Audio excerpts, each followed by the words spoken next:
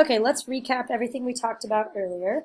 So what I wanted to show you is just an inside look at what everything looks like in your back and your, as far as spine goes, where muscles are, certain nerves are, and why I'm having you do what you're doing for homework. So when I was talking about L4, L5, and L5S1 being the most common place for disc issues, this is L5 that's glowing. This is L4. Top of your sacrum is what we kind of refer to as S1. Now, in general, most people, most common is going to be issues in between here or issues in between here. Like I was telling you earlier, I don't like to get super black and white because in general, there's usually a bunch of things going on, but I did want to give you a good visual of it. So if we're looking from the front here, I do want you to take note of how thick this front ligament is. So when we talked about sitting and putting just prolonged stretch on a ligament, you really don't ever have this issue in the front because we don't sit backwards bent. But this on the front is really thick and sturdy, and you will pretty much never, it's very, very rare to hear somebody have a disc bulge to the front because of all the structural support. On the back side, you do not have all that same support. I'm going to cut off one of these levels here. Let's see. Don't want to cut the inside. All right. So now that we are looking through this little window where I cut, you see this little hole, that's where spinal cord lives. Okay. But if you're looking, you don't see any really big structural support, right? So we'll add on a couple more layers because there is some, it's just nothing really thick. So this guy is your posterior longitudinal ligament.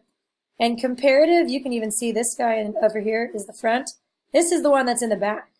So it runs the whole length of the spine also, but it's not nearly as thick. So when you're doing lots of just sitting, you can put prolonged stretch on that. Let's also add in all these other ligaments. Okay, so you also have a ton of ligaments as far as just in between everything. So you have one that goes in between each level of your spinous process, these little pokey parts that come out. You also have ones that go in between the side parts of your spine. So there's a lot of ligament support, but if we don't engage our abdominal muscles and all we do is basically like hang out on our ligaments, they get overstretched. They lead to this sensation of not as much stability because now the muscles have to kick in and do all the work, and they tend to get really tight when they're doing the work instead of the structural support. So let's put some muscles on. Oh, let's actually look at nerves first. So nerves that are coming out. So when I was talking to you about, and I'm going to take some of these ligaments off just so we can get a better look.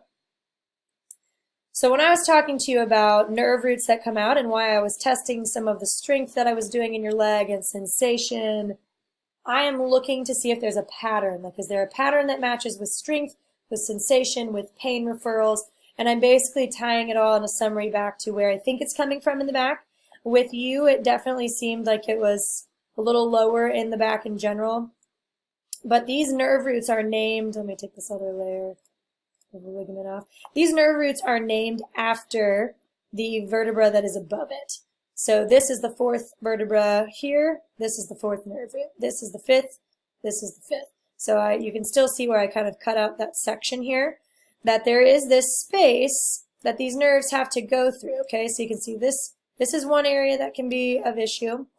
Let's add on the disc. Let's see, the disc. I don't know if it's going to let me put on just the disc. Well, the disc lives right in here. It might let us put it on with, there we go. Okay, so with this disc, anytime we're talking disc herniation, disc derangement, things like that, this might be our best view here. I'm going to cut this ligament also.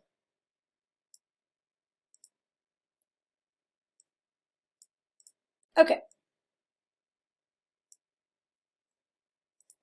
So now, when we're talking disc and what is it and does it slip around, does it move, it really does not move.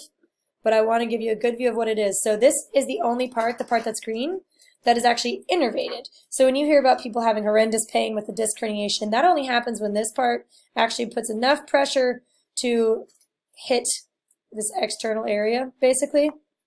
This outside part is super fibrous, super dense.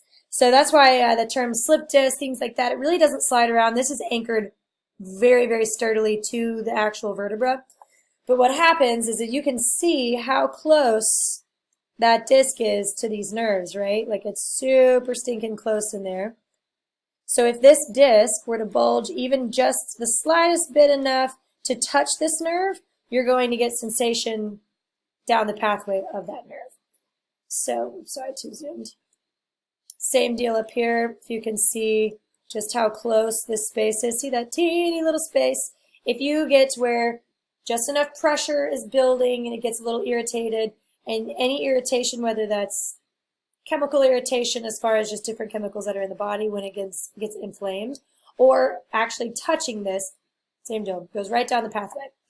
So what I wanted to show you next is, let's zoom way out and let's look at where they go. So these guys come out of the spine and they all, from the low back, feed into this big sciatic nerve, okay, or they feed into this big femoral nerve right here in the front.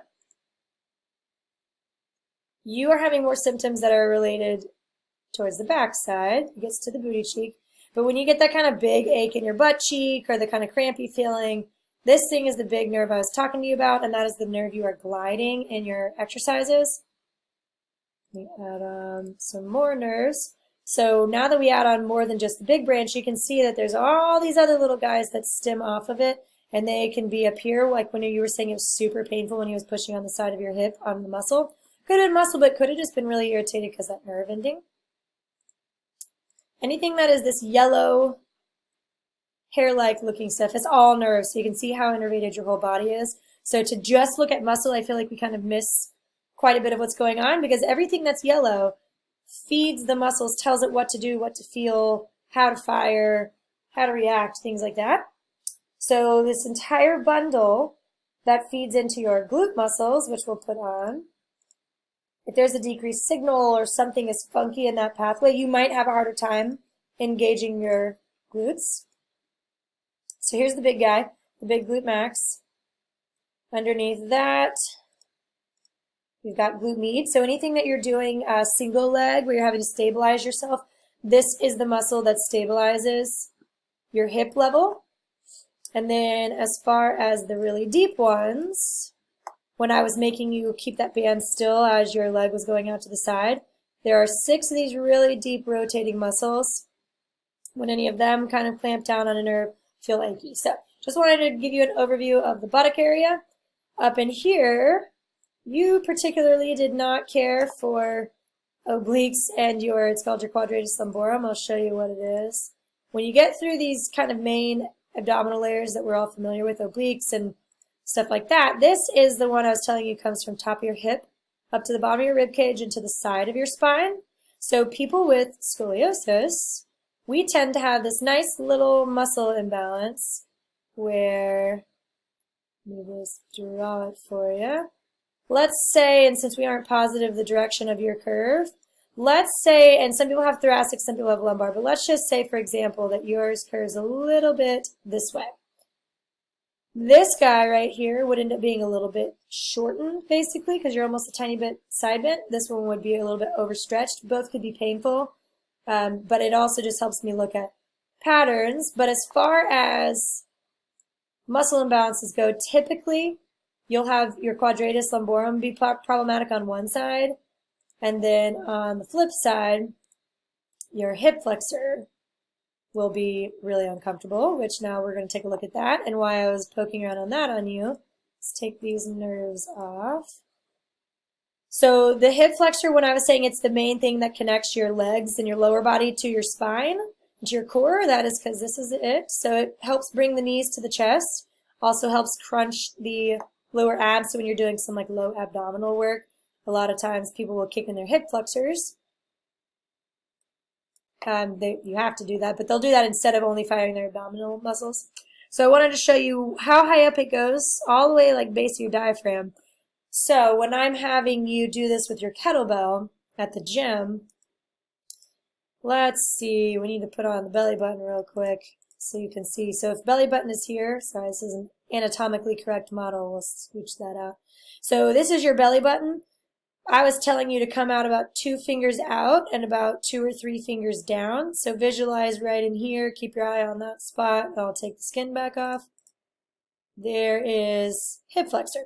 That's your psoas muscle.